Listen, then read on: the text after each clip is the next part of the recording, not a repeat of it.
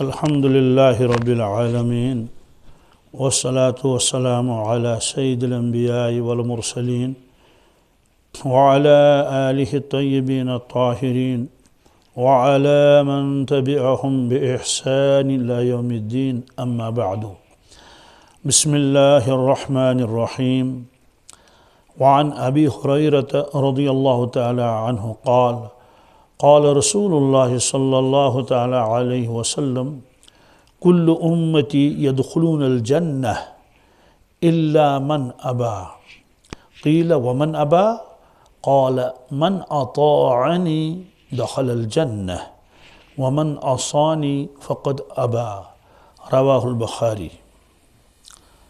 بہت اہم حدیث مبارک ہے یہ۔ اس کو صاحب مشکات نے باب الاعتصام بالکتاب والسنہ میں نقل فرمایا۔ اعتصام بالکتاب والسنہ کا مطلب یہ ہے کتاب و سنت کو مضبوطی سے پکڑنا اور اس پر عمل کرنا، اور اسی میں نجات ہے۔ اس میں جتنی بھی کوتاہی ہوگی اور اتنا نقصان ہوگا اور بھگتنا پڑے گا۔ حضرت سیدنا ابو ہریرہ رضی اللہ تعالیٰ عنہ فرماتے ہیں، ارشاد فرمایا حضرت رسول اللہ صلی اللہ علیہ وسلم نے، میرا ہر امتی جنت میں داخل ہوگا سوائے اس شخص کے جس نے میرا انکار کیا۔ عرض کیا گیا یا رسول اللہ صلی اللہ علیہ وسلم وہ شخص کون ہے جس نے انکار کیا؟ آپ نے فرمایا جس نے میری اطاعت کی وہ جنت میں داخل ہوگا، جس نے میری نافرمانی کی یقیناً اس نے انکار کیا۔ اب سوال یہ ہے کہ امتی کیسے انکار کرے گا رسول اللہ صلی اللہ علیہ وسلم کا؟ اور پھر کل امتی یدخلون الجنہ، یہاں امت سے کون سے افراد مراد ہے؟ امت کی دو قسمیں ہیں۔ امت کی ایک کو کہتے ہیں امت دعوت، ایک کو امت اجابت۔ اللہ کے نبی صلی اللہ علیہ وسلم سے پہلے اللہ تعالیٰ نے جتنے انبیاء علیہ السلام کو بھیجا ان کو ایک ایک علاقہ دیا گیا تھا۔ یہ طے ہے بالکل 100%۔ وَإِلَىٰ عَادٍ أَخَاهُمْ هُودًا وَإِلَىٰ مَدْيَنَ أَخَاهُمْ شُعَيْبًا۔ تو حضرت ہود علیہ السلام کو ایک خاص قوم کے لیے بھیجا گیا، قوم یا بنی اسرائیل انی رسول اللہ علیکم۔ جب عیسیٰ علیہ السلام نے فرمایا بنی اسرائیل مجھے اللہ نے آپ کی طرف رسول بنا کر بھیجا ہے، پھر آپ نے اپنے حواریوں کو آگے بھیجا کام کرنے کے لیے، جنہوں نے ان پر ایمان لایا تھا ان کو حواری کہتے ہیں، جیسے صحابہ۔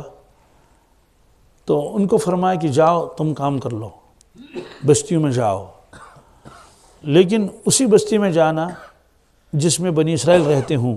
اگر بنی اسرائیل کے علاوہ کوئی بستی راستے میں مل جائے آپ کو اور وہ بنی اسرائیل نہیں ہے، بنو اسماعیل ہیں یا اور کسی قبیلے سے تعلق رکھتے ہیں، تو ان کے پاس نہ جانا۔ کیوں؟ ان کی ذمہ داری میرے اوپر نہیں ہے، بلکہ مجھے ذمہ داری اللہ نے ڈالی ہے بنی اسرائیل کی۔ یہ تو رہا معاملہ عیسیٰ علیہ السلام کا۔ اب حضرت رسول اکرم صلی اللہ علیہ وسلم کا معاملہ ہے۔ ان کے بارے میں اللہ تعالیٰ نے فرمایا کہ ہم نے آپ کو پوری کائنات کے لیے نبی بنا کر بھیجا ہے۔ رحمت للعالمین تو آپ ہیں ہی، وما ارسلناک الا رحمت للعالمین، یہ تو ہے ہی، ہم نے آپ کو پورے عالمین کے لیے رحمت بنا کر بھیجا ہے، لیکن پورے عالم کے لیے ہم نے آپ کو نبی بنایا ہے۔ اس کی بھی وضاحت ہے، سورہ سبا ہے اور آیت نمبر 28۔ اللہ تبارک تعالیٰ فرماتے ہیں حضرت رسول اللہ صلی اللہ علیہ وسلم کو مخاطب بنا کر، وَمَا أَرْسَلْنَاكَ إِلَّا كَافَّةً لِلنَّاسِ بَشِيرًا وَنَذِيرًا وَلَكِنَّ أَكْثَرَ النَّاسِ لَا يَعْلَمُونَ۔ یا رسول اللہ صلی اللہ علیہ وسلم، ہم نے آپ کو بھیجا کافۃ للناس، تمام لوگوں کے لیے، تمام جہاں بھی لوگ ہوں، جس ملک میں ہوں، جس زمانے میں ہوں، बशीरम व नज़ीरा, आप बशारत सुनाने वाले हैं कि लोगों कलमा पढ़ लो, ईमान लाओ, जन्नत मिलेगी। व नज़ीरा, और अगर इनकार करोगे तो दोज़ख में जाना पड़ेगा। वलाकिन अक्सर नास ला यअलमून, लेकिन अक्सर लोग इस चीज़ को जानते नहीं है। तो इस आयत में ये बताया गया आपको पूरी कायनात के लिए, चाहे बनी इसराइल हों, चाहे बनु इस्माइल हों, यहूद हों, नसारा हों, कोई भी हो, सब के लिए अल्लाह ताला इनको नबी बनाकर भेजा है, पूरे अक़वाम के लिए बैनुल अक़वामी नबी है। इसलिए हर फ़र्द को इन पर ईमान लाना ज़रूरी है। तो आपने सिर्फ कुरैश को दावत नहीं दी, आपने यहूद को भी दावत दी, नसारा को भी दावत दी, कुफ़ार को भी दावत दी, सबको आपने दावत दी। और फिर अपने उम्मत के ऊपर भी ज़िम्मेदारी डाल दी कि तुम्हें ये दीन का काम आगे करना है, कि अब मेरे बाद कोई नबी आने वाला नहीं है। तो इस आयत में जो कि आपको पूरे कायनात के लिए भेजा गया है, तो इसलिए सारी इंसानियत आपकी उम्मत है। इसको कहते हैं उम्मत दावत। क्या? जिनको आपने दावत दे दी, मदऊ किया। अब उसमें कुछ लोगों ने माना, कुछ लोगों ने नहीं माना। जिन्होंने आपको नबी माना और ईमान कबूल कर लिया, उनको कहते हैं उम्मत इजाबत। इजाबत के माने आते हैं जिन्होंने कबूल कर लिया। इसकी मिसाल है, एक आदमी ने आम व ख़ास की दावत कर ली। बस्ती में जितने लोग हैं, अमीर हैं, गरीब हैं, करीब के हैं, दूर के हैं, जिनसे दोस्ताना है, जिनसे नहीं है, सब उनके लिए, और सबको दावत दी। और उनके पास आदमी भेजा, और आज तो रुका उसको कहते हैं, दावतनामा उनको दे दिया कि फ़लाँ तारीख पर आप आ जाएं और आप दावत कर लें, कबूल कर लें। तो उसमें कुछ लोग आए, कुछ लोग नहीं आए। तो ज़ाहिर सी बात है, उनकी दावत तो आम थी ना, सबके लिए तो दस्तरखान लगा हुआ था, सबके लिए तो नियामत थी। लेकिन कुछ लोगों ने इनकार कर लिया, वो एक रिवायत आगे भी आएगी। तो बहरहाल, तो जिन्होंने इनकार किया तो ज़ाहिर सी बात है, वो तो मुनकिर हो गए, काफिर हो गए। जिन्होंने इकरार कर लिया, वही उन्होंने दावत को कबूल किया। तो अबू जहल को भी आपने दावत दी, अबू लहब को भी आपने दावत दी, सबों को दावत दी। तो लेकिन अबू जहल ने नहीं माना, तो उसने इनकार किया। अबू लहब ने भी नहीं माना। तो ये यहूद और नसारा ये जानते थे कि ये अल्लाह के नबी हैं। यारिफूनहु कमा यारिफून अबनाअहुम, कुरान पाक ने फरमाया ये यहूद पहचानते हैं हज़रत रसूलुल्लाह सल्लल्लाहु अलैहि वसल्लम को, ये वही नबी हैं जिनका तज़किरा किताबों में है, जैसे अपने बेटों को पहचानते हैं। क्या? ये नहीं कहा जैसे अपने औलाद को पहचानते। औलाद में तो लड़कियां भी आते हैं, लड़के भी आते हैं। बेटा का लफ्ज़ कहा, बेटा का लफ्ज़ इसका कहा कि अहले अरब ये बेटों को ज़्यादा तरजीह देती थी बेटियों के मुकाबले में, और बेटियां तो ज़्यादा अंदर रहती थी घरों में, बेटे तो साथ साथ रहते थे। खुलासा ये है कि बेटे को ज़्यादा पहचानते थे, उसके खंखारने को, उसकी आवाज़ को, उसकी आहट को। तो जिस बेटों को पहचानते हैं, ऐसे पहचानते हैं रसूलुल्लाह सल्लल्लाहु अलैहि वसल्लम को, ये अल्लाह का नबी है। और एक यहूदी था, वो मुसलमान हो गया, सच्चा पक्का मुसलमान।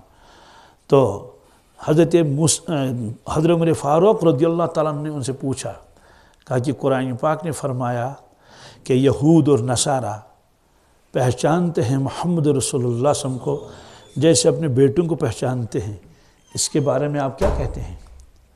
उसने कहा बिल्कुल सही है, अपने बेटों से ज़्यादा पहचानते हैं। क्या? अपने बेटों से? तो हज़रत ने फरमाया उसका क्या मतलब है अपने बेटों से ज़्यादा का? उसकी वजह यह है कि अपने बेटों को तो हम पहचानते ही हैं, लेकिन शैतान दिल में वसवसा डाल सकता है कि पता नहीं ये आपका बेटा है या नहीं, कहीं ऐसा तो नहीं कि आपकी बीवी ने खयानत की हो, ये आपका बेटा, जन्म तो उसी ने दिया, बीवी ने ही उसको, लेकिन शैतान ऐसा वसवसा डाल सकता है कि हो सकता है ये मेरा बेटा न हो। लेकिन अल्लाह के नबी सल्लल्लाहु अलैहि वसल्लम के बारे में शैतान को ये मौका भी नहीं कि वो वसवसा डाले। क्या ये वो है? या हम उनको पहचानते अपने बेटों से ज़्यादा, अपने बेटों से ज़्यादा। और अजीब बात यह है कि मदीना तैयबा में कुफ़ार भी रहते थे, यहूद भी रहते थे, आपस में लड़ाइयाँ भी होती थी। ये यहूद मालदार बहुत थे, पढ़े लिखे थे, इनके मदारिस भी वहाँ थे, باقاعدہ مدرسے تھے جہاں تورات پڑھائی جاتی تھی، اور اسی طرح سے نصارہ کے یہاں بھی مدارس تھے، وہ انجیل پڑھاتے تھے جیسے ہم لوگ قرآن پاک پڑھاتے ہیں۔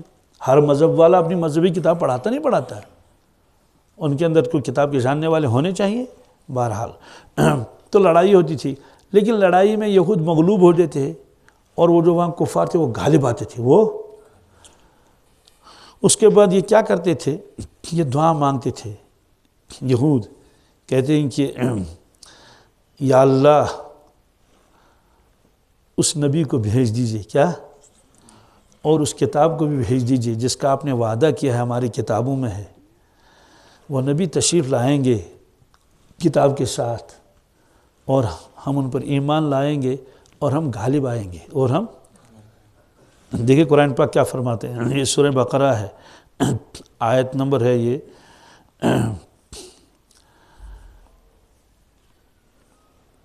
98، یہ 88 ہے، ہاں 88 ہے۔ کیا فرماتے ہیں؟ 98 ہے۔ وَلَمَّا جَاءَهُمْ كِتَابٌ مِّنْ عِنْدِ اللَّهِ مُصَدِّقٌ لِمَا مَعَهُمْ، جب ان کے پاس کتاب آ گئی قرآن مجید اللہ کی جانب سے، اور وہ کتاب تصدیق کرتی تھی اس کتاب کی جو ان کے پاس ہے، یعنی تورات اور انجیل کی تصدیق یہ قرآن مجید کرتا ہے۔ وَكَانُوا مِن قَبْلُ يَسْتَفْتِحُونَ عَلَى الَّذِينَ كَفَرُوا، اس سے پہلے وہ لوگ فتح مانگتے تھے، کیا، کافروں کے خلاف اللہ تعالیٰ سے، یا اللہ ہمیں فتح نصیب فرما، ہمیں فتح۔ حاشے میں لکھا ہے ان کے پاس جو کتاب آئی وہ قرآن ہے، اور جو کتاب ان کے پاس پہلے سے تھی وہ تورات ہوئی۔ قرآن کے اترنے سے پہلے جب یہودی کافروں سے مغلوب ہوتے تو خدا سے دعا مانگتے تھے کہ ہم کو نبی آخر الزمان صلی اللہ علیہ وسلم اور جو کتاب ان پر نازل ہوگی ان کے طفیل سے کافروں پر غلبہ عطا فرما، کافروں پر جب تو اس میں فرمایا گیا کہ میرا ہر امتی جنت میں جائے گا، میرا ہر امتی، لیکن وہ امتی جنت میں نہیں جائے گا جس نے میرا انکار کیا، جس نے میرے، مطلب تو یہ ہے کہ یہودی بھی میرے امت ہیں، نصارہ بھی میرے امت ہیں، یہ سارے میرے امتی ہیں، لیکن انہوں نے میرا انکار کیا، مجھے نبی نہیں مانا، بالکل صاف انکار کیا۔ ایک مطلب تو اس کا یہ ہے، یہ امت دعوت ہے۔ دوسرا مطلب یہ ہے کہ جنہوں نے اسلام قبول کر لیا، جنہوں نے اسلام قبول کر لیا تو یہ ان کے بارے میں بھی ہے، ان کے کہ میرا ہر امتی جنت میں داخل ہو جائے گا، لیکن وہ جنت میں نہیں داخل ہوگا جس نے میرا انکار کیا، جس نے میرا پہلے وہلے میں داخل نہیں ہوگا۔ سوال انکار کیسے کیا؟ کہتے ہیں کہ ومن اطاعنی دخل الجنہ، جس نے میری اطاعت کی، فرما برداری کی، کتاب و سنت کو مضبوطی سے پکڑا، وہ تو جنت میں داخل ہوگا۔ ومن عصانی، اور جس نے کلمہ پڑھنے کے باوجود میری نافرمانی کی، فقد ابا، یقیناً اس نے میرا انکار کیا۔ اس کو کہتے ہیں انکار عملی۔ کیا؟ ایک انکار ہوتا ہے انکار اعتقادی۔ انکار اعتقادی کا مطلب یہ ہے کہ صاف انکار کر لیا اور نبی ماننے سے انکار کیا کہ نبی نہیں مانیں گے۔ دوسرا ہوتا ہے کہ نبی تو مانتے ہیں، نبی تو، لیکن عمل نہیں کرتے۔ اسی وجہ سے قرآن پاک نے فرمایا یا ایھا الذین آمنوا آمنوا، یا ایھا الذین آمنوا آمنوا، یہ سورہ نساء کی آیت ہے۔ اس کا مطلب ہے کہ اے ایمان والو ایمان لاؤ۔ کیا؟ اے ایمان والو ایمان لاؤ، یعنی یقین لاؤ۔ آمنوا باللہ، اللہ پر، ورسولہ، اور اس کے رسول صلی اللہ علیہ وسلم پر، والکتاب الذی نزل علی رسولہ، اور اس کتاب پر بھی جو اللہ تعالیٰ نے نازل فرمائی اپنے رسول اللہ، اپنے رسول پر۔ اب دیکھو اس میں تین چیزوں کا تذکرہ آیا، اللہ پر ایمان لاؤ، اللہ پر، اللہ کے نبی صلی اللہ علیہ وسلم پر ایمان لاؤ، اور کتاب پر ایمان لاؤ۔ یہی اہم سوال ہے، یہی قبر میں بھی پوچھیں گے کہ تمہارا رب کون ہے اور تمہارا دین کیا ہے، یعنی کون سی کتاب تمہارے پاس تھی، کون سا نصاب تمہارے پاس تھا جس کے اوپر آپ عمل کرتے تھے۔ اور تیسرا سوال ہوگا حضرت رسول اللہ صلی اللہ تعالیٰ علیہ وسلم کے بارے میں کہ اس شخص کو آپ جانتے ہیں، کیا عقیدہ ہے آپ کے ان کے بارے میں۔ تو بہرحال فرمایا اللہ تعالیٰ نے کہ ایمان والو ایمان لاؤ۔ کیا مطلب تو یہ ہے کہ تم نے تو کلمہ پڑھ لیا ہے لیکن عمل کیوں نہیں کرتے ہو؟ اپنے عمل سے دکھاؤ کہ آپ واقعی ایمان والے ہیں اور یقین لاؤ۔ حاشیہ والا لکھتا ہے کہ جو اسلام قبول کرے اس کے لیے ضروری ہے کہ اللہ تعالیٰ کے تمام حکموں پر دل سے یقین لائے، کیا؟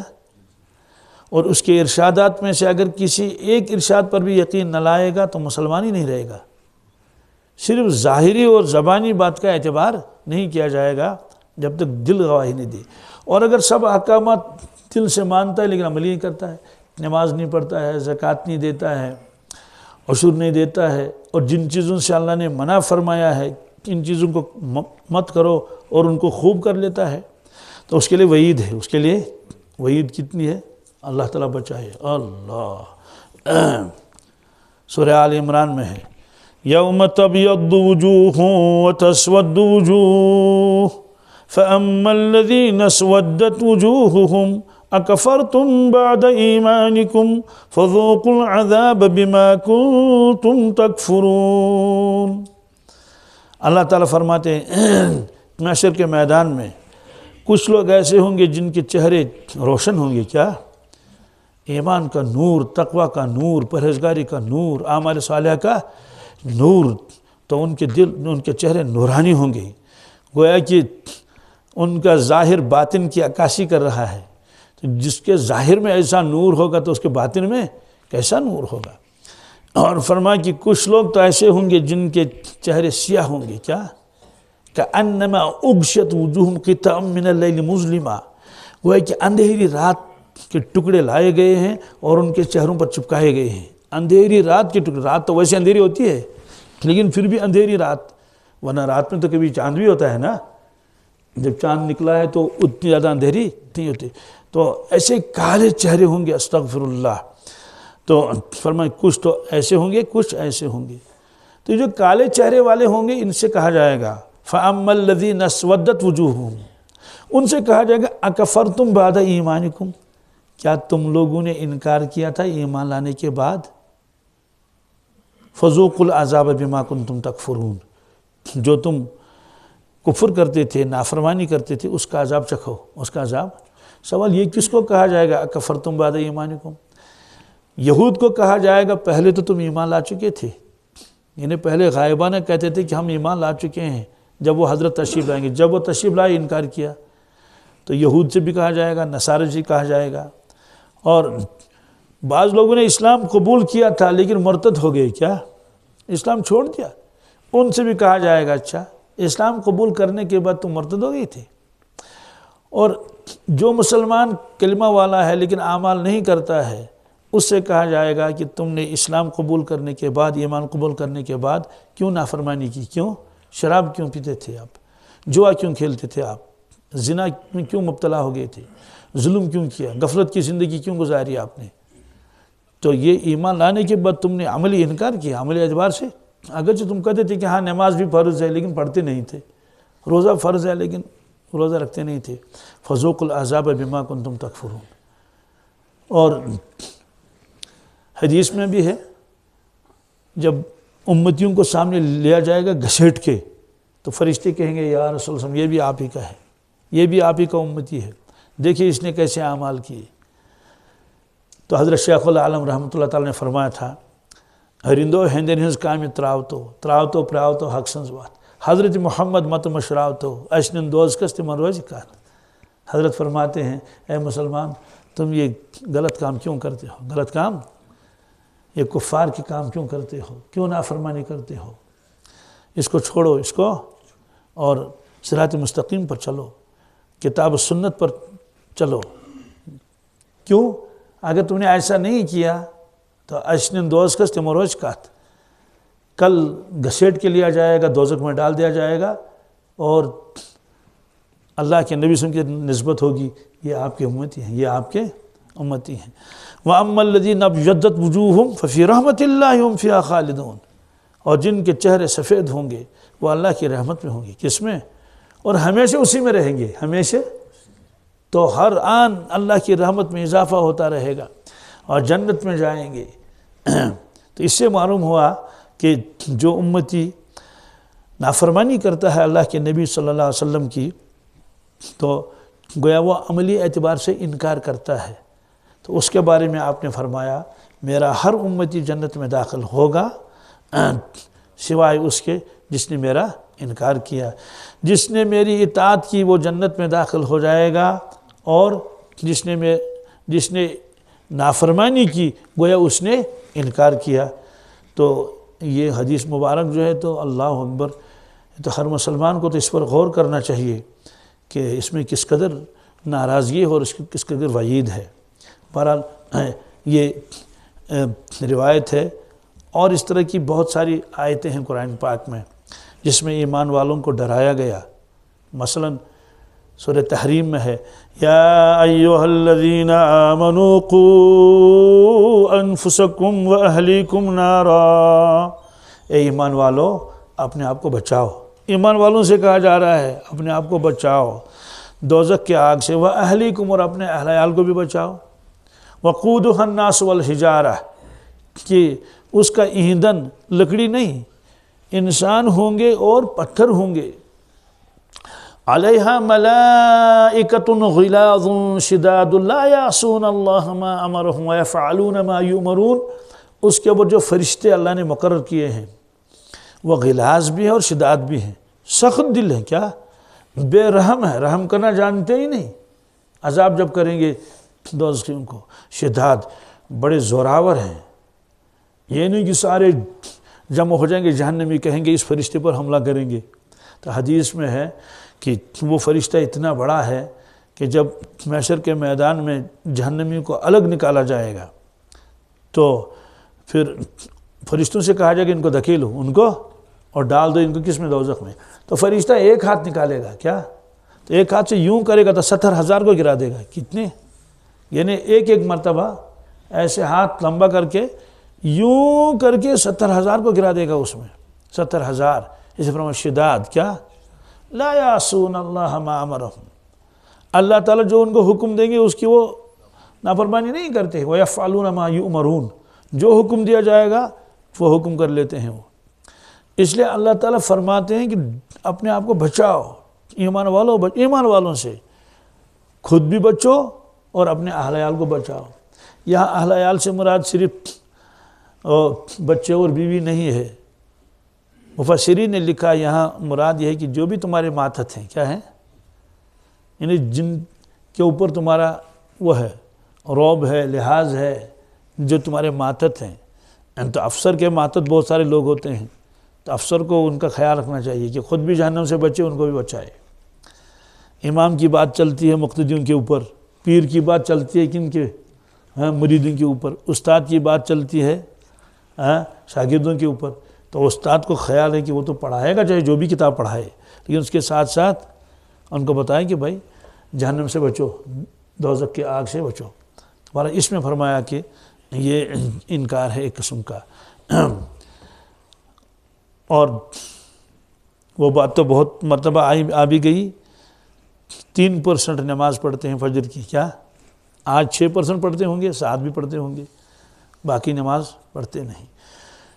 اس لیے فرمایا یا الذین آمنوا آمنوا، اے ایمان والو ایمان لاؤ، اور مفسرین نے کہا اے ایمان والو اب یقین کر لو، کیا پورا یقین۔ اسی لیے ایک بزرگ نے فرمایا کہ اگر اللہ تبارک تعالیٰ مجھ سے پوچھیں گے کہ آپ دعا مانگے امت کے لیے، لیکن صرف ایک، کیا 5-10 نہیں کہ بیماروں کے لیے الگ مانگے، بے روزگاروں کے لیے الگ مانگے اور بے اولاد کے لیے الگ مانگے، نہیں، بس ایک دعا مانگنی ہے اور ہم قبول کریں گے اس کو۔ یہ انہیں کہا بطور فرض اگر اللہ مجھ سے فرمائیں گے۔ تو لوگوں نے اسے پوچھا کہ آپ کیا مانگیں گے دعا امت کے لیے اور لوگوں کے لیے؟ تو اس بزرگ نے فرمایا میں اللہ تعالیٰ سے امت کے لیے یقین مانگوں گا، کیا کیونکہ یا اللہ امت کو یقین عطا فرما۔ تو لوگوں نے کہا کہ اس سے کیا ہوگا، پھر کہ سارے مسائل حل ہو جائیں گے، کیا چوری کے مسائل اور شراب کے مسائل اور جھوٹ کے مسائل، یہ سب ختم ہو جائے گا۔ کیوں؟ یقین والا چوری نہیں کرے گا۔ پہلے اگر جس کو یقین نہیں تھا چوری کرتا تھا، اب جب یقین آ گیا تو سچی توبہ کرے گا۔ تو یقین والا شراب نہیں پیتا، یقین والا دھوکہ نہیں دیتا، یقین والا کسی کا حق نہیں کھاتا، یقین والا ظلم نہیں کرتا۔ تو یقین والا، تو جب یقین آئے گا امت کے اندر تو ظاہر سی بات ہے یقین والا اپنے نبی کی نافرمانی کیسے کرے گا، یقین والا بے نمازی کیسے ہوگا، یقین والا روزہ خور کیسے ہوگا؟ تو روزہ رکھے گا. یقین والا بخیل بھی نہیں ہو، مطلب یقین والا جو ہے وہ زکوٰۃ میں کوتاہی نہیں کرے گا، زکوٰۃ دے گا، حقوق پورے کرے گا. بہرحال یہ فرمایا. تو یہ روایت بہت اہم ہے، اس کو ہم کو ذہن میں رکھنا چاہیے. اس کو میں پھر دہراتا ہوں، کل امتی یدخلون الجنہ الا من ابا. ہر میرا امتی جنت میں داخل ہو جائے گا سوائے اس شخص کے جس نے انکار کیا. عرض کیا گیا کس نے انکار کیا؟ یعنی صحابہ کرام کو تعجب ہوا، حضرت کس نے انکار کیا؟ آپ کا انکار کون کرے گا؟ کیونکہ ان کو تو نظر اپنے اوپر تھی نا، وہ تو فدوی تھے، فدا تھے اپنے جان و مال کے ساتھ. تو حیران ہو گئے کون؟ فرمان اطاعنی، کیا جس شخص نے میری اطاعت کی اور دخل الجنہ وہ ضرور جنت میں داخل ہوگا. ومن عصانی، اور جس میرے امتی نے میری نافرمانی کی تو فرمایا فقط ابا، یقیناً اس نے میرا انکار کیا. وعن جابر رضی اللہ تعالیٰ عنہ قال جاءت ملائکة إلى النبي صلى الله تعالى عليه وسلم وهو نائم فقالوا إن لصاحبكم هذا مثلا فاضربوا له مثلا. قال بعضهم إنه نائم وقال بعضهم إن العين نائمة والقلب يقظان. فقالوا مثله كمثل رجل بنى دارا وجعل فيها مأدبة وبعث داعيا فمن أجاب الداعي دخل الدار وأكل من المأدبة ومن لم يجب الداعي لم يدخل الدار ولم يأكل من المأدبة. فقالوا أولوها له يفقها. قال بعضهم إنه نائم وقال بعضهم إن العين نائمة والقلب يقظان. فقالوا الدار الجنة والداعي محمد صلى الله عليه وسلم فمن أطاع محمدا فقد أطاع الله ومن عصى محمدا فقد عصى الله ومحمد فرق بين الناس. رواہ البخاری. یہ روایت بھی بہت عجیب و غریب ہے. حضرت جابر فرماتے ہیں کہ ملائکہ کی ایک جماعت حضرت رسول اکرم صلی اللہ علیہ وسلم کی خدمت میں حاضر ہوئی. فرشتے کی ایک جماعت آئی اور اس وقت آپ آرام فرما رہے تھے. حضرت رسول اللہ صلی اللہ علیہ وسلم اس وقت سو رہے تھے. تو یہ فرشتے آگے، ایک روایت میں کچھ تو آپ کے سر مبارک کی طرف بیٹھے اور کچھ پاؤں مبارک کی طرف بیٹھے، یعنی وہاں کھڑے رہے، کچھ ادھر کچھ ادھر. بہرحال تو وہ کہنے لگے کہ یہ جو تمہارا صاحب ہے ان کی ایک مثال ہے، ان کی ایک ذرا اس مثال کو تم بیان کرو. یعنی ایک مثال ان پر صادق آتی ہے، کہ مثال ان پر صادق آتی ہے، وہ مثال بیان کر لو ان کی. تو ان میں سے بعضوں نے کہا یہ تو سو رہے ہیں، یہ تو سو رہے ہیں. جب سو رہے ہیں تو ہماری مثال بیان کرنے اس کا فائدہ ہی نہیں، اصل میں تو ہم کو انہی کو سنانا ہے، انہی کو، اور یہ سو رہے ہیں. تو بعضوں نے کہا ان کے چشمانی مبارک تو سو رہی ہے لیکن دل مبارک جاگ رہا ہے، دل مبارک جاگ رہا ہے. تو انہوں نے کہا ہاں ان کی مثال اس شخص کی مثال ہے جس نے گھر بنایا، جس نے گھر بنایا بہت عالی شان.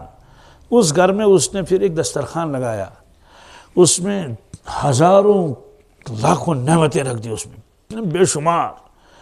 اور پھر اس گھر والے نے ایک داعی کو بھیجا، کیونکہ گھر کے ادھر ادھر جو تو چار دیواری تھی، لوگ اپنے کھیتوں میں کام کرتے تھے، کوئی بازار میں تھا. تو ایک داعی کو بھیجا، فرمایا کہ جاؤ لوگوں کو کہا کہ سخی نے دعوت تیار کر رکھی تمہارے لیے اور طرح طرح کی نعمتیں رکھی ہیں، آ جاؤ اور کھا لو.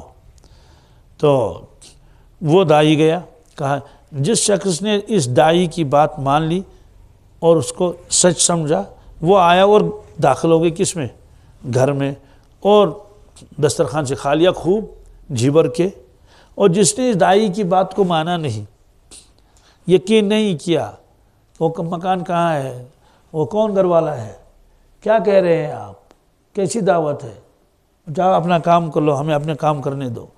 تو مانا نہیں. جب مانا نہیں تو وہ گھر میں داخل ہی نہیں ہوا، جب آیا ہی نہیں، اور نہ اس نے اس دسترخوان سے کچھ کھایا. فرشتوں نے کہا کہ بھائی اس کی ذرا وضاحت کر لو. کیا کر لو؟ اولوہا، اس کی وضاحت کر لو، بات ابھی پوری صاف نہیں ہوئی، تاکہ یہ صاحب اس مثال کو پوری سمجھیں. تو بعض نے کہا کہ یہ تو سو رہے ہیں، یہ تو پھر وہی بات دہرائی. بعض نے کہا بھائی سو کیا رہے ہیں, ان کی چشمان مبارک تو سو رہی لیکن دل مبارک تو جاگ رہا ہے, یہ تو سن رہے ہیں, یہ تو اس لیے ہمارا آپس میں کہنا یہ کوئی ضائع تھوڑی ہو جائے گا, تو اس کو وضاحت کر لو. تو انہوں نے کہا سنو, مکان بنانے والا اللہ تعالیٰ خود ہے, مکان بنانے والا اللہ تعالیٰ خود ہے. تو جو گھر اس نے بنایا ہے اور اس میں جو نعمتیں رکھی ہیں وہ جنت ہے. کیا؟ تو خود اس نے مکان بنایا, اس میں نعمتیں رکھی, لاکھوں نعمتیں. پھر داعی بنایا محمد رسول اللہ صلی اللہ علیہ وسلم کو, اور ان کو بھیجا کہ جاؤ لوگ ان کے پاس جاؤ, ان سے کہو کہ اللہ تعالیٰ نے گھر بنایا ہے اور میری بات مان لو, میری بات مان لو, اور جو میں کہوں اس کو مان لو. فرمایا کہ فمن اطاع محمدن فقط اطاع اللہ. تو جس شخص نے محمد صلی اللہ علیہ وسلم کی اطاعت کی, اس نے اللہ کی اطاعت کی اور وہ جنت میں داخل ہو گیا. اور ایک روایت میں مولا اس سے راضی ہو گیا, مولا اس سے. ومن عصا محمدن فقط عصى اللہ. جس شخص نے محمد صلی اللہ علیہ وسلم کی نافرمانی کی, اس نے اللہ کی نافرمانی کی, اس نے اللہ کی اس لیے وہ داخل نہیں ہوا کس میں, اللہ کے اس گھر میں, جنت میں. اور مالک اس پر ناراض ہو گیا, کہا اچھا آپ کی دعوت کو انہوں نے رد کیا, ٹھیک ہے ان کو سزا دی جائے گی, ان کو. تو ان کو بجائے جنت کے دوزخ میں ڈال دیا گیا. وہ محمد فرق بین الناس. فرمایا محمد تو لوگوں کے درمیان میں مابل امتیاز ہیں, یعنی فرق کرنے والے ہیں. کیا فرق کرنے والے ہیں کہ تفریق ہو گئی. کیا؟ جنہوں نے مانا وہ الگ ہو گئے, جنہوں نے نہیں مانا وہ الگ ہو گئے. اب سوال یہ ہے کہ یہ خواب ہے, کیا ہے؟ حوالہ ہے رواہ البخاری. اس کا مطلب تو یہ ہے کہ نبی کا خواب وہی ہوتا ہے. کیا؟ نبی کا خواب وہی ہوتا ہے. دوسرا جز جو اس میں آیا ہے اس کی وضاحت ابھی آئے گی کہ آپ کے چشمان مبارک سو رہی ہیں اور دل مبارک جاگ رہا ہے. تو حضرت ابراہیم علیہ السلام نے خواب دیکھا تھا, آپ کے ذہن میں ہے کہ وہ اپنے صاحبزادے کو قربان کر رہے ہیں, اور قرآن پاک میں چونکہ خواب ہے. فلما بلغ معه السعي قال يا بني إني أرى في المنام. ابراہیم علیہ السلام نے مسلسل 3 دن خواب دیکھا کہ وہ اسماعیل علیہ السلام کو قربان کر رہے ہیں. انی اذبحک فانظر ماذا ترى. پھر اپنے صاحبزادے سے فرمایا کہ بیٹے میں خواب دیکھ رہا ہوں 3 دن سے, تو آپ بھی اس سلسلے میں کیا کہتے ہیں. کیا؟ کیونکہ معاملہ تو صرف میرا نہیں ہے, معاملہ تو آپ کا بھی ہے, اور زیادہ تو آپ ہی کا ہے. تو انہوں نے یہ نہیں کہا کہ ابا جان یہ تو خواب ہے, کسی سے تعبیر معلوم کر لے, ہو سکتا ہے کہ اس کی تعبیر کچھ اور ہو, مرغا ذبح کرنا ہو اور بھیڑ ذبح کرنا ہو. انہوں نے کہا قال یا ابت افعل ما تؤمر. نہیں ابا جان جو آپ کو حکم دیا گیا اس کو کر لو. اس کو گویا اسماعیل علیہ السلام وہ جانتے تھے کہ یہ خواب ہے, یہ وہی ہے, یہ وہی کے درجے میں ہے, اور یہ تو کرنا ہی پڑے گا. اب رہا میرا معاملہ, ستجدنی انشاء اللہ من الصابرین. اگر اللہ نے چاہا, کیا دیکھیں گی, اگر اللہ نے چاہا, یہ نہیں کہا کہ میں ایسا ضرور کروں, اگر اللہ نے چاہا انشاءاللہ آپ مجھے صبر کرنے والوں میں پائیں گے, میں بے صبری نہیں کروں گا, کیونکہ گلے پر تو چھری چلانی ہے نا, کوئی معمولی بات ہے کیا. تو انہوں نے کہا ٹھیک ہے. تو بہرحال یہ خواب تھا. کیا تھا؟ لیکن چونکہ یہ خواب کسی عام آدمی کا نہیں ہے, یہ خلیل اللہ کا خواب ہے, اور سمجھ گئے یہ خواب ہے, یہ وہی ہے. یہ اسی طرح سے خواب دیکھا رسول اللہ صلی اللہ علیہ وسلم نے. یہ والی آیت تو سورہ صافات میں ہے, اور اللہ کے نبیوں کا خواب سورہ فتح میں ہے. کس میں؟ لقد صدق اللہ رسولہ الرؤیا بالحق لتدخلن المسجد الحرام ان شاء اللہ آمنین ان شاء اللہ آمنین محلقین رؤوسکم ومقصرین لا تخافون فعلم ما لم تعلموا فجعل من دون ذلك فتحا قریبا.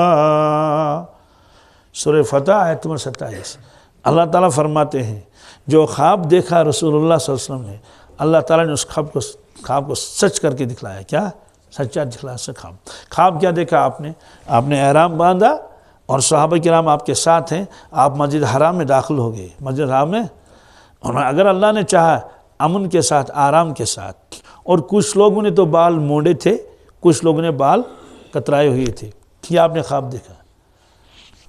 یہ خواب اس وقت دیکھا جب بظاہر بالکل ناممکن درجے میں تھا کہ آپ عمرہ کر لیتے۔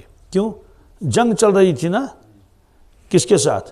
قریش کے ساتھ۔ آپ تو مدینہ طیبہ میں یہ خواب دیکھ رہے ہیں، اس لیے کہ جنگ بدر بھی ہو چکی تھی، جنگ احد بھی ہو چکی تھی، اور خندق بھی، بڑی بڑی جنگیں ہو چکی تھی، تو ایک دوسرے کے تو گویا کہ وہ خون کے پیاسے تھے، جو کہیں مل جائے۔ تو آپ خواب دیکھ رہے ہیں کہ ہم مکہ شریف میں جا رہے ہیں۔ تو بہرحال اس کے بعد سن 6 ہجری میں آپ نے فرمایا ہم جائیں گے عمرہ کرنے کے لیے۔ کس کے لیے؟ تو صحابہ کرام بھی سمجھ گئے یہ تو اللہ کا حکم ہے، لیکن اللہ نے یہ نہیں فرمایا تھا کہ اس سال آپ عمرہ کریں گے یا اگلے سال، یہ نہیں فرمایا، صرف آپ نے خواب دیکھا میں عمرہ کر رہا ہوں۔ تو خواب کی تعبیر تو 1 سال کے بعد بھی تو پوری ہو سکتی ہے۔ یوسف علیہ السلام کی خواب کی تعبیر تو 40 سال کے بعد پوری ہو گئی، جب آپ نے دیکھا تھا 11 ستارے ہیں اور چاند اور سورج ہیں، وہ یوسف علیہ السلام کو سجدہ کر رہے ہیں۔ تو پھر جب آپ عزیز مصر بن گئے، مصر کے بادشاہ بن گئے، تب جو سب بھائی ان کے سامنے تھے اور والدین بھی، تو والدین تو بیٹھے ہوئے تھے ادھر بڑے اکرام احترام کے ساتھ، لیکن جب سجدہ کا وقت ہو گیا، بھائی تو سامنے لائن میں لگے ہوئے تھے، والدین بھی وہاں آ کر اور انہوں نے سجدہ کیا۔ تو ان کی شریعت میں یہ سجدہ تعظیمی جائز تھا، ہماری شریعت میں جائز نہیں ہے۔ تو خلاصہ یہ ہے کہ اس سال آپ نے خواب دیکھ لیا، پھر آپ آئے عمرہ کرنے کے لیے، لیکن کفار نے عمرہ کرنے نہیں دیا، پھر صلح ہوئی کہ آپ اگلے سال عمرہ کریں گے، تو اس کو عمرۃ القضاء کہتے ہیں۔ تو سن 7 ہجری میں آپ تشریف لائے اور آپ نے پھر اس عمرے کی قضا کی۔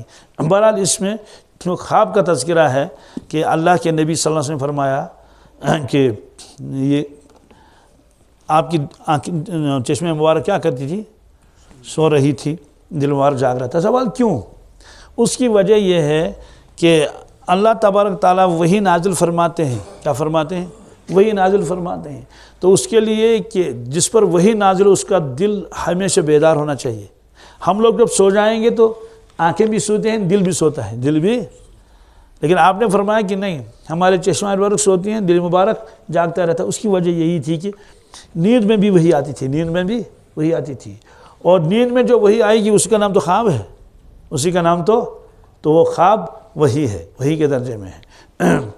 حضرت عائشہ صدیقہ رضی اللہ تعالی عنہ، انہوں نے ایک مرتبہ عرض کیا، یا رسول اللہ صلی اللہ علیہ وسلم، آپ نے فرمایا کہ جو آدمی باوضو ہو پھر وہ لیٹ جائے، کیا؟ اور سو جائے، اور یا ٹیک لگا کر سو جائے گہری نیند، اس کا وضو ٹوٹ گیا۔ اگر وہ جاگ جائے گا اور نماز پڑھنا چاہے تو اس کو دوبارہ وضو بنانا ہے۔ لیکن میں دیکھ رہی ہوں کہ آپ تہجد پڑھ لیتے ہیں، اس کے بعد اذان ہوتی ہے فجر کی تو آپ 2 سنتیں پڑھ لیتے ہیں، اس کے بعد آپ آرام فرماتے ہیں، آرام فرماتے ہیں، اور روایتوں میں آتا ہے کہ آپ آرام فرماتے تھے اور اس میں کھراٹے بھی لیتے تھے۔ کیا؟ کھراٹے بھی لیتے تھے۔ تو یعنی بہت ہی حسین کھراٹا، یعنی اس کا تو ہر چیز میں تو حسن تھا ہی، تو آپ کا کھراٹا بھی ایسا حسین تھا کہ اتنا تو کہ جو وہاں قریب میں اس کو معلوم ہو جائے کہ حضرت تو سو رہے ہیں، حضرت تو بہرحال۔ اس کے بعد بلال حبشی رضی اللہ تعالیٰ عنہ آپ کو بلانے کے لیے آتے ہیں کہ حضرت تشریف لائے، تشریف نماز پڑھانے کے لیے۔ آپ تشریف لے جاتے ہیں، وضو نہیں فرماتے ہیں اور نماز پڑھاتے ہیں، نماز پڑھاتے ہیں۔ نہیں، اس کی کیا وجہ ہے؟ حکم تو یہ دے دیا کہ جو سو جائے گا لیٹ کر تو اس کا وضو ٹوٹتا ہے، لیکن آپ خود اٹھ کے وہ نماز پڑھاتے ہیں۔ آپ نے فرمایا ہاں تنام عینایا ولا ینام قلبی، ٹھیک ہے میری آنکھیں تو سوتی ہیں لیکن میرا دل سوتا نہیں ہے، نیند سے میرا وضو نہیں ٹوٹتا، نیند سے میرا، تو ہم لوگوں کا تو نیند سے وضو ٹوٹ جائے گا۔ ہاں تو بہرحال یہ اس میں ایک مثال دے دی گئی کہ رسول اللہ کی مثال یہی ہے کہ گھر بنانے والا اللہ ہے اور اس کے اندر نعمتیں ہیں، وہ جنت ہے، اور اللہ کے نبی صلی اللہ علیہ وسلم ایک داعی ہیں، اور جن کو اللہ نے بھیجا سب لوگوں کے لیے، چاہے کوئی کھیت میں کام کرتا ہو، چاہے کوئی بازار میں ہو، چاہے کوئی گھر میں ہو، سب کے لیے۔ تو جو اس داعی کی بات کو مانے گا تو وہ جنت میں داخل ہو گیا۔ ماننے سے مراد یہی ہے کہ اسلام قبول کر لے گا اور آخرت کو مانے گا، جنت کو مانے گا، رسول اللہ صلی اللہ علیہ وسلم کو آخری نبی مانے گا اور پھر عمل کر لے گا تو اول وہلے میں ہی جنت میں جائے گا، اور اگر کوئی اس دعوت کو قبول نہیں کرے گا تو وہ جنت میں داخل نہیں ہو سکتا۔ اللہ تبارک تعالی ہم کو اعمال صالحہ کرنے کی اور اتباع کرنے کی توفیق عطا فرمائے۔ بھرپور دعا کر لیں۔